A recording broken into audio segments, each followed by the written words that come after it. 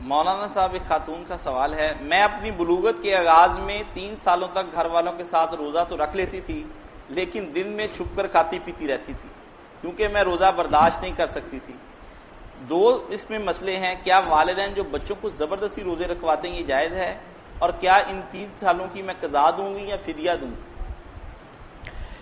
بچی جو چھپ کر کھا لیتی کہتی برداشت نہیں ہوتا، اللہ بیٹا معاف کرے، آپ بچی تھیں برداشت نہیں ہوتا تھا، پھر اور کیا کرنا تھا، آپ نے کھا پی لیا، درگزر کرے گا۔ اللہ پاک ایسے مسئلے جتنے اتارے نا بڑے بڑے گناہوں کے بارے میں، ساتھ یہ فکرہ فرمایا فاللہ عما سر، جو گزر چکا نا اللہ نے وہ معاف کیا۔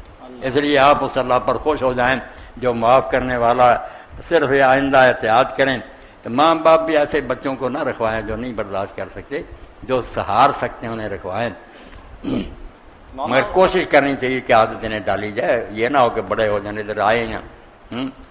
ایک خاتون پوچھتی ہیں کہ دمے کی شدید مستقل مریضہ ہوں، کیا میں روزے کی حالت میں انہیلر استعمال کر سکتی ہوں؟ کر لیں میری بہن، اگر انہیلر سے ہی کام چلتا نا تو کر لیا کریں، روزہ بھی رکھ لیں اور یہ بھی استعمال کریں، یہ کوئی غذا نہیں، نہ کوئی خوراک ہے، کچھ نہیں۔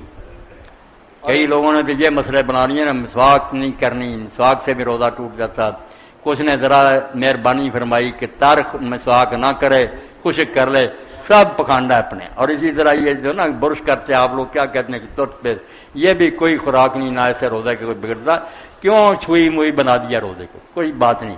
کھانا پینا جس کو کہتے ہیں نا کہ سچ مچ کچھ کھائے پیے وہ ہے، اور عورت سے تعلق بس، اس کے علاوہ روزے کو توڑنے والی کوئی چیز نہیں۔ کہہ آئے مسواک کریں، خوشبو لگائیں، سرما لگا لیں، یہ روزے کا کچھ نہیں بگاڑ۔